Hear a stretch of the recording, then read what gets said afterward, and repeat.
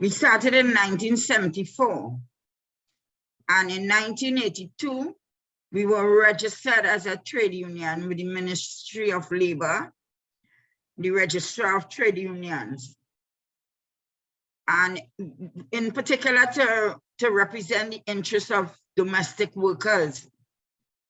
And in 1992, we went on to amend our constitution to represent all low-income workers.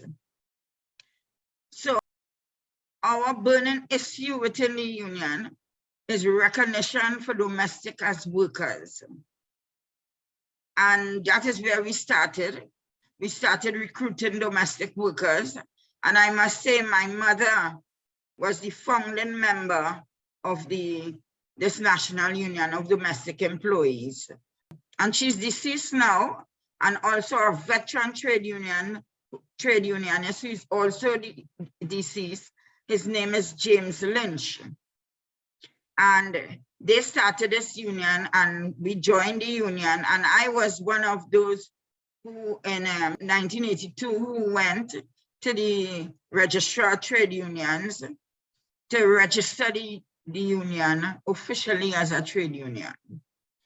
So it was very important for me to carry on the legacy of my mother, Clotilde Walcott, who worked so hard to get recognition for domestic as workers. What we have been doing is calling on our government, because we work with the International Domestic Workers Federation in Geneva for a few years, trying to get lobbying, trying to get government and employers to adopt this convention C-189, which was adopted 12 years ago, which is really decent work for domestic workers. And since then, for 12 years now, I have been calling on our government here in Trinidad and Tobago to ratify the convention so that domestic workers can enjoy the rights of like all other workers under the law. In particular, to amend the Industrial Relations Act, which says who is a worker, and the IRS, which is the IRA, it states that anybody who works in and around the household and paid by the householder is not considered a worker. So we want recognition for domestic workers so they can enjoy all the benefits like all other workers. We can join domestic workers into the union, and so that we could be the recognized majority union for these domestic workers, because we fought for the Minimum Wages Act, and we got it where you could bring up issues with domestic workers concerning the Minimum Wages Act, which spells out all the rights they have. For example, we have a national minimum wage of $17.52 Trinidad dollars and an hour. And we also, they're entitled to things like sick leave, vacation leave, maternity leave, they're also entitled to in our country. And still some employers don't treat with the domestic workers to give them the entitlements that they're entitled to. We continue to advocate, calling on the National Insurance Board to go out there and encourage employers to pay NIS for the domestic workers. Call to these institutions, go on deaf ears. So these are the things that we do, try to help workers as best as we could. And we also take up matters in the Ministry of Labor and the Industrial Court on behalf of these workers. We also take up matters on the violation of the Minimum Wages Act.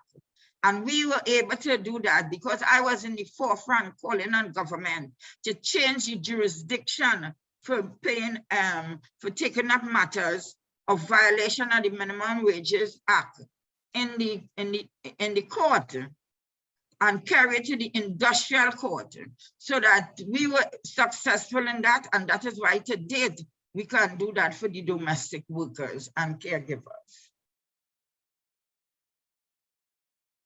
really reminded me and brought me straight back to the Beijing conference. The feelings that I had over there, seeing all these women fighting for their rights, their entitlements. I had joy in my heart to see women, so many women and so many young women. That is very important because we have to have those who will carry on our legacy, fighting for their rights and speaking out. And what really attracted me was when a group of indigenous women interrupted the forum that was going on. And a lot of people felt it was disrespectful, but in my view, I understood them because we fighting as grassroots women in our country. We are so excluded. It's like if you're not doing anything at all. So sometimes we ourselves have to disrupt events. We used to do it, but kind of dangerous to do now in our country. So that we used to disrupt these events. And that is when we would be heard. I remember my mother was a woman. You could not keep anything in Trinidad concerning women and not invite her, because as soon as she hears, she will go. And she don't care if the police is there, who is there, she will make noise to get in there.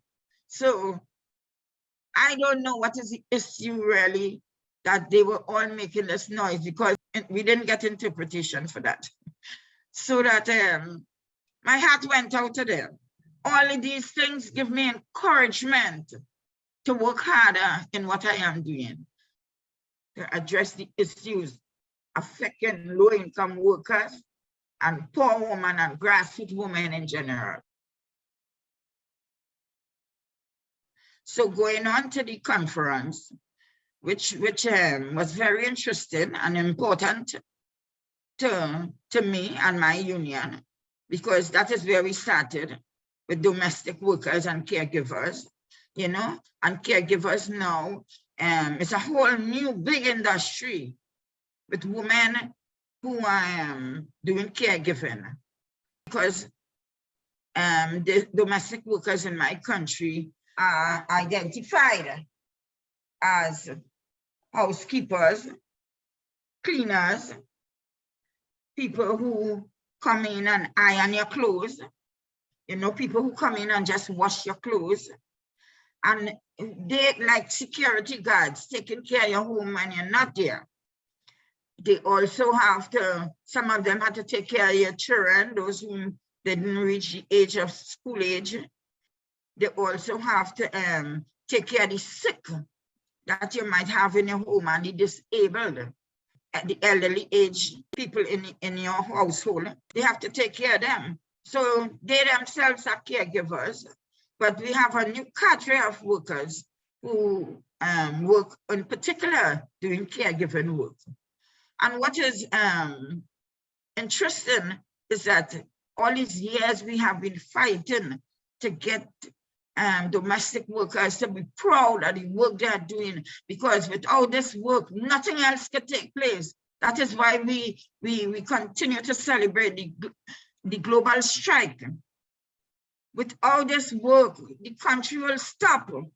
And we want to ensure that all domestic workers understand that this work that they are doing is important work, not only to the people that they're doing it for, but also for the country. And all the unpaid work that they are doing, it could be quantified into a lot of money that we are giving for our country, you know? So I want domestic workers to stop being ashamed to say that they are domestic workers. They must be proud to say they are domestic workers, because mind you, the caregivers are not ashamed. They're proud. I don't know if it's because they get much more money than the domestic workers. But when you hire a caregiver to come in your house, it's much more money when they focus only on caregiving.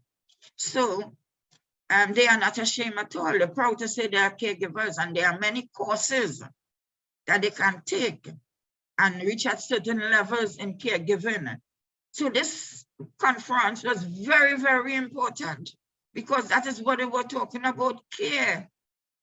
Care in the world today, you know, and they raised a lot of issues. And they were saying that they must have the political will now to continue the struggle on care and the care industry. So that was very important to me because they were talking about formalizing domestic work by certifying them, just as how caregivers are being certified in housekeeping and taking care of the person's home, train them and certify them to get the CVQ, which is the Caribbean Vocational Qualifications. And that is just what we are doing right now in our country. Why it is so important to the union is because we have a lot of human trafficking now in our country. So you don't have to depend on an employer to get a work permit for you, or some friend who said that they could get a work permit for you, and then with that, we don't hear about you again. Because you will be trained, getting your CVQ, and you'll be able to go to whichever country who involved in this CARICOM CSME. And another issue to talk about is paying NIS. In all countries, they may not call it NIS, but in our country, well, it's the National Insurance Board, NIB, who deal with that. And we want to ensure that all domestic workers, the employers, are registering them and paying the NIS for them so that they have over 13 benefits. It's a very, very good scheme we have there. They call it the National Insurance Scheme. So at the conference, they talk about linking caregivers and the domestic workers with Social Security. Now, how we will do that is that a conversation had to take place after this forum because they made commitments on how we should go forward. And the thing about it is that caregivers and domestic workers, their problems is the same all over the world. But what I was disappointed with that forum is that we didn't have much people from the Caribbean there. And I didn't see no other domestic worker, or how they call them in other countries, household workers, representatives there. So I felt all alone sometimes. But we had 2 NGOs I saw was there from Trinidad, and I met with them and spoke with them, but they were represented other interests. So that we didn't have a Caribbean initiative to move forward with as Caribbean people, because I was the only one there representing the domestic and caregivers. But there was so much issues of care at that forum. They were still talking about they have to have studies to be undertaken to deal with the issue of care. And I remember before the COVID, I was invited by UN Women to go at the United Nations. I was the only trade union representing the domestic workers and caregivers. But we had other academics. They did research on domestic workers. And it was a very good meeting that we had there for a few days. So that I believe those in authority can now put all these work that people have done before together and come up with strategies and policies on how we will address caregivers in the future, how we will formalize them so that they can enjoy all benefits like all other workers, especially in Trinidad and Tobago. They also talk about the implementation of the Montevideo strategy. But we have passed that stage and we have to go back and reflect on that, because after the Beijing conference, we campaigned and we got an independent senator to bring that on wage work into the parliament. And it was passed. And we have the Unremunerated Work Act. And what they are doing with that act is a lot of work we have to do in Trinidad and Tobago, and by extension, the world. So that was very interesting. And we can use that as a way forward, that conference, for the domestic and caregivers in the future. For the new year start off on us, we must sit together. I want to hear from the workers themselves, how they feel we should be moving forward with all this information I've spoken about, the conference that I went to and things like that. And I have to update them also on other conferences that I went to concerning domestic workers. Now, we try to let all our membership speak about domestic workers. Sometimes we feel the trade union might feel they know so much, but it's the workers what know everything because they're in the workplace. They have to come forward with issues. We want to see these grassroots workers speaking out. And that's the only way we'll get a proper direction on where the union should be going to assist you in this regard. But we have our campaign that have been ongoing for many years, C-189. We want to renew and strengthen our position with regards to calling on government to ratify the Convention 189. Those things that we don't have, we want to ensure, especially to be recognized as workers, so you could have the same rights in the court and everywhere, like all other workers. The government must extend Social Security to some of those workers who are working for the Minimum Wages Act and who have children to take care of. So this is the way we want to go. We know we cannot eradicate poverty because that is, I might dead and still have poverty. But at least to make it easy on women in particular who have to manage household and take care of the children, even though some of them might have husbands who are very invisible, you know, the burden fall on us to take care of children, you know, and even take care of the schoolwork and things like that.